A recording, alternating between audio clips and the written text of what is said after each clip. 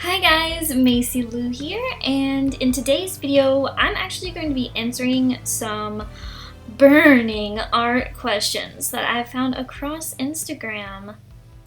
Now, first, I just want to say that if I don't answer questions that you all have for me, please go ahead and comment down below your questions. Go on my Instagram, ask me questions. Go on my Twitch, ask me questions. Ask me questions anywhere. I would love to answer them. These are just questions I found in the artist question hashtag, where artists either ask each other questions or they ask questions into the universe, I guess. I don't really know. They're just asking questions to their followers, their fans, their friends, and fellow artists. So I thought it would be a lot of fun to go through these questions on this video.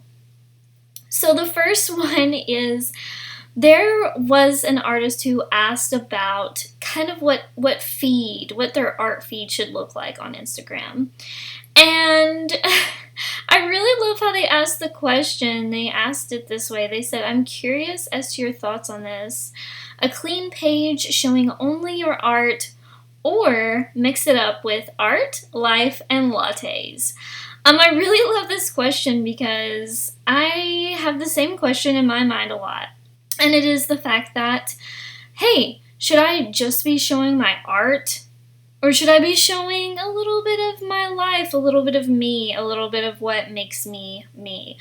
And I think that the way that I handle this question in my own way is what I typically do is I mostly post my art. I mostly just post my art. However, I've heard that it's super important for your audience to see your face. So every now and then I do show my face. Typically I'm holding a piece of art, or I'm in the process of working on a painting, or I'm just posed next to my art. And then of course I like to have a caption about my lifestyle, or about my art process, or about the things that I've been struggling with art-wise. These are the types of things I like to share with my audience. However, this does not mean that I go on there and I post a ton of other personal stuff. Like, I do not post my lattes. I do not post pictures of my cat alone by itself. However, on my Instagram stories, I do share things like this. I think Instagram stories are a great way to be more personable with your audience and be more relatable. On your Instagram stories, you should be posting not only when you go live on Twitch or Instagram or YouTube, but you should also be posting like pictures of your cat, what your cat is doing if you have a cat, or your dog, or your latte, or what you think about politics. Like, you can post whatever you feel comfortable with in your Instagram stories, and they go away within a certain amount of hours. So you don't have to worry about it junking up your feed. Your feed, however, in my opinion, and of course this whole video is just my opinion, and if you for some reason didn't realize that by now, you definitely should, because this whole channel is just my opinion and my experience as an artist. So basically what I think is I like to make my Instagram feed really aesthetically pleasing. I used to not really care as much. I used to post these weird, kind of discombobulated, collaged together images that just didn't really look clean and neat and nice. And I've since changed how I do my Instagram. Now, I am not like finished changing how I'm doing it, meaning I'm still figuring it out. I'm still evolving and growing, and there are still some things I want to do. Like, I want to do a lot more flat lays. I want to do a lot more staged images where my artwork is hanging up and there's like a beautiful bouquet next to it. Really nice professional looking photos like that. But for now, I crop my images as much as possible to the artwork, or I show myself next to the artwork, holding the artwork, creating the artwork. But those are just my opinions. I do feel like, you know, my feed is basically my art 80-90% of the time, and then it's my face about 20% or 10% of the time, depending on my mood.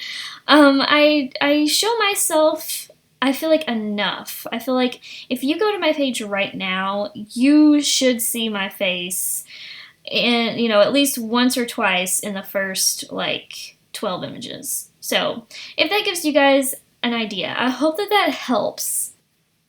The next few questions, it's like all in the paragraph. I found like someone posted just like a ton of questions, so this section might take a minute, but there were questions someone asked about just artists in general, and I'm gonna try to do my best to answer them. The first one is, do you make art for a particular market? And if I were to answer this question, I would say I think I kind of do. Sometimes it feels a little vague to me, but a lot of times the market that I'm making art for is someone that is similar to myself, but also could be a little bit older, a little bit younger, could be a new artist, a young artist, someone that might look up to me as an artist, or it could just be somebody who's not even an artist at all and just really enjoys my type of art. And my type of art is a mix of surreal and fantasy. I pull a lot of elements from, you know, colorful palettes. I like to use neon colors. I like to use pastel colors. I'm really heavily influenced by the 80s, the 90s, and Impressionistic art is a huge influence on me as well, even though my art is not necessarily considered Impressionistic. I really, really love that genre, and so it has a super big impact on my art, as well as other surreal artists, other fantasy artists, other realistic artists, like artists who actually do realism. So that's kind of what impacts my art and kind of shapes the way that I create my work and what it looks like and the market that I'm targeting, so to speak. Next question is, do you believe that galleries have a meaningful purpose for professional artists? And my answer to this is sort of, it's sort of up in the air for me because I have not been in a gallery yet, so I am still new to the gallery world. I have had offers from galleries before that I've turned down because I felt they were a little bit scammy, but I've also actually requested my art be in a gallery before and got rejected once or twice. So that's where I'm at right now, and over this past year I have started building my portfolio because I do value galleries. I do feel like galleries have a really good place in the art world. Do I think that that's the only avenue an artist should go? Definitely not. In my opinion, I would rather put my eggs in a lot of baskets than just rely on only galleries alone. I really, really, really, really am an advocate for an artist having lots of streams of income, as many as they can possibly have time to work for. So like if they have a Patreon account and a Twitch and a YouTube and they sell originals, they sell prints, as long as they have time to keep up with all of these revenue streams along with a gallery or along with art festivals, I think that that's a great thing. However, I think that there is something to be said about, you know, kind of narrowing their focus and picking just a few out of that list. The next question is, do you get accused of being too similar to someone else? I have never, that I can recall, been accused of being too similar to someone else, but in my head, I've definitely felt bad and felt like, you know, sometimes I feel like I am trying to be too similar to an artist, and when that happens, I reel back a little bit. I follow some new artists. I stop watching that particular artist for a little bit that I feel like I'm too similar to. Basically, I try to preemptively prevent this if I start to see similarities between my work and their work. So, no, I have not been accused of it yet. But, I mean, it's quite possible it could happen. I'm sure there's a lot of different ways in which my work is influenced by a lot. It's definitely influenced by a lot of people, but I really am striving to just evolve my own style. I have a lot of different artists that influence me, and that helps a lot. I think if you only have one artist that influences you, it's a lot easier to look at your work and be like, oh crap, it looks way too much like so-and-so's work. But so far, I've not had that happen. I've not been accused of that, so that's great. The next question is, do you know in your heart that your work lacks honesty? I don't exactly know what they mean by this question, but I'm going to answer it the best I can. I think that in my heart, my work does not lack honesty, and I think that the reason it doesn't is my work's not really about the real world exactly. It pulls ideas and themes from the real world and kind of creates a fantasy world out of it. So what I mean by that is my work is very much about individuality, and even though I only paint women, and my work is very, I don't know, I feel like it has a lot of feminism in it. Not overtly, more like subconsciously, more like subtle feminism is like a thread throughout my work, and a lot of people don't really know that because it is such a subtle thing. But you see, I always paint females. One day I do want to veer a little bit more into also painting males, painting couples, painting multiple people in a scene, because I'm very interested in just like aesthetically pleasing paintings, but also like humans. I think humans are super interesting. But also, I think that getting back to the question of does my work lack honesty, and I don't think it does, because it's all about intention. If your intention is to create work that is super highly realistic, then your focus is the technical stuff, and you're trying to make it look exactly like what you're looking at or what you're inspired by. But my work is not about that. My work is more about taking the things we love in life and kind of amplifying things. And whether it be the aesthetics of it or whether it be the ideas of it, I just want to amplify things. And that's why I call my work surreal and fantasy, because, you know, my girls don't look straight up realistic. But they have some realism things pulled in, and then they have some fantasy things pulled in as well. And the fantasy side of it is more of like, what if this world was just perfect and everything went great and everything was beautiful and everything was awesome and there was nothing to worry about. Like, I like these elements in my work. So to me, it's honest, because when I'm painting, I feel peace. You know, I'm moving the paint around on the canvas or the gesso board, and I feel at peace because I'm kind of in my own little fantasy world at that point. And I think that there's something to be said about looking inside at like your mind and what you're thinking about and how that can influence the outside world. So that's why I think my work does not lack honesty. I think it has a lot of honesty in it, even though it is very much surreal and fantasy related. What is a professional artist? That's the next question. In my opinion, a professional artist can be a lot of different things. I am not super strict on what a professional artist is. A professional artist to me could be anybody from, you know, someone who's just starting out. Maybe they still work a regular 9-to-5 office job, and then in the evenings they come home and they're a professional artist and they work on their craft and they are creating a portfolio.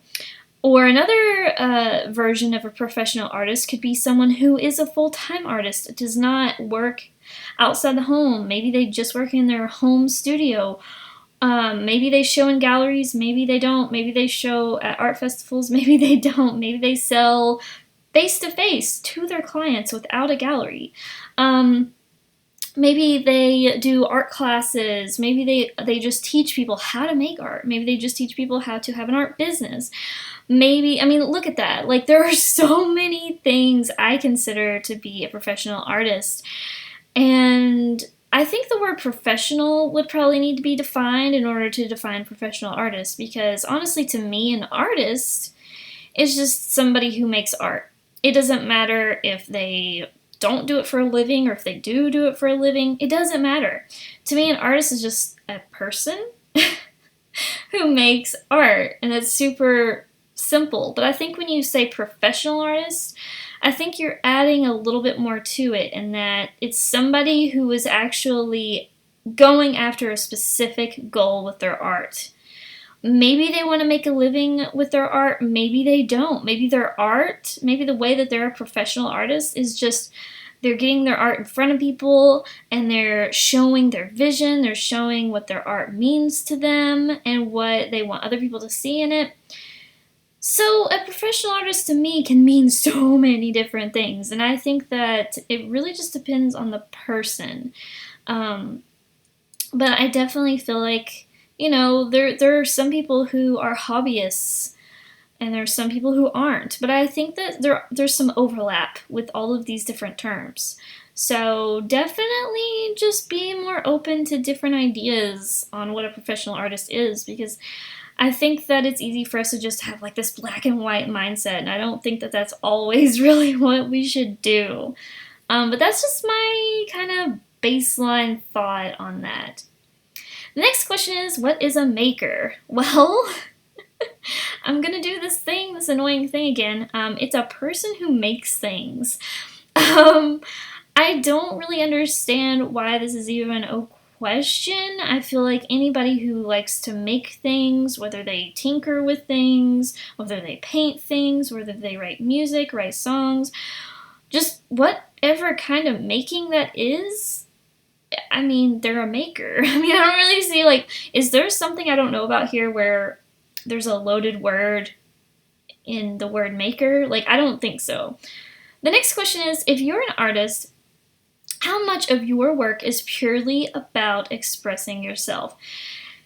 And I think this is going to be the last question of the video, because I've already gone over like the 17-minute mark, it looks like. So let me just say that to me, I feel like a lot of my art is about expressing myself. And I think a lot of it has to do with, ever since I was, I guess, I don't know if I was a preteen or a teen. I don't remember exactly when it started. But at some point in my life, I started to really value individualism. And I don't really know if a lot of people will understand where I'm coming from here, but there was just something in my brain that made me feel like individualism is just super important. And I don't really know what that thing was. I don't know where it came from. But I have changed my views on a lot of things in my life. And I'm not going to get into it in this video, but even though a lot of things in my life have changed, my viewpoints have changed, where I've lived has changed, what I do with my time has changed, a lot of things have changed, but a very huge thread throughout my entire, like, I don't know, I guess preteen and teenage years and up, I have valued individualism a lot. Now, that doesn't mean that I think individualism is the most important thing in the world, but I do think it's super important because, you know, it's hard for me to explain, but I think what I value in individualism is the ability to be yourself and the ability to not be a doormat, for your personality to not become a doormat. In other words, there have been many people in my life who have tried to shape me as a person. And I'm not talking about parents or grandparents here. I'm talking about any kind of people in my life that have tried to do this. I've had people try to shape me as a person. And I don't necessarily agree with that. I feel like maybe we should just try to shape ourselves into who we really are. A lot of people might think this isn't really a good idea to have, but honestly, there are certain things about yourself that only you know or only you understand. And I think that's fine. I think that's okay. There are going to be things about you that people don't get, they don't understand, and that's all right. And I think that's part of being an individual person. Now, I could probably go more in depth a different day, but basically, I think that this is like a really huge part of my art, is this idea of individualism and not just being like everybody else. Now, that doesn't mean you just go out of your way to be different. Like, you don't have to, like, just because, you know, everybody else is doing it doesn't mean you can't do it, and vice versa. It's about what you like to do and what you like to be like. So if you really, really, really love, like, I don't know, unicorn-related things, don't feel like you can't like unicorn-related things because unicorn-related things are super popular and everybody else likes it too. Like, there are so many things about you that when you add all of the elements together, the real you, okay, is super different than everybody else, right? Because of all the elements together. And the little pieces that you can relate to other people on, like, oh, you know, you're friends with all these other unicorn lovers. You all love unicorns. And you connect on that level of all liking unicorns. And I know this is such a weird topic, but like you could do this with Star Wars. Like if you all love Star Wars, if all of you love a certain video game, like it doesn't matter what it is, you can connect with people on that level, right? And I feel like individualism is a lot about you have all these little tiny things about you, and all these pieces come together and create who you are, like your interests, your behaviors, things that you're afraid of, things that you love, things that you hate, things that you don't like, things that make you uncomfortable, things that make you free, things that make you excited, things that make you feel at peace. Like there are all these different things about you. When you put them together, it's the individual you. To me, individualism is not just like, oh, I'm just a rebel without a cause, I just want to be different than everybody else. No, what it's saying is you already have all these little ingredients that make you unique, but everyone is unique. And I know that sounds super weird, maybe a little bit cliche, maybe a little bit freakish, but it's true. Like, we all have things in common. We all have certain thoughts that we can relate to each other on, but at the same time, all of our ingredients together makes us who we are, and that's how we're different. Whether it's our physiology, our biology, our thoughts, our interests, like I mentioned earlier, all these different things make us who we are.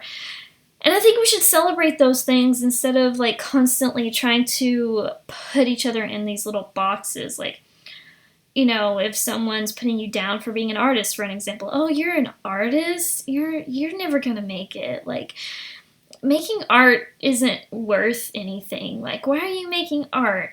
When someone says negative things to you, like, oh, you shouldn't be spending all your time on art. You should be spending your time on this or that, or you should be trying to make more money. If you're a doctor, you can make more money. Like, all these negative things people try to tell you.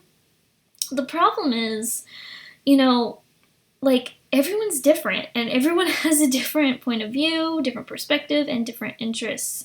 So I think it's super important for everybody to kind of recognize this. And I think that's, like I said, that's a big thread throughout my art, is individualism and expressing yourself. So the ironic thing about this question, which let me go back to it in case you guys forget, it said, if you're an artist, how much of your work is purely about expressing yourself?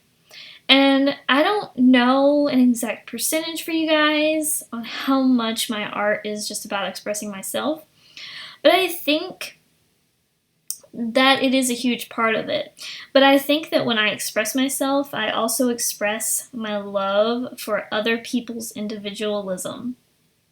And even though sometimes I might get frustrated when I feel like someone else is making a different decision than I would make, and when I get frustrated in my own mind, and I'm like, why would they do that way?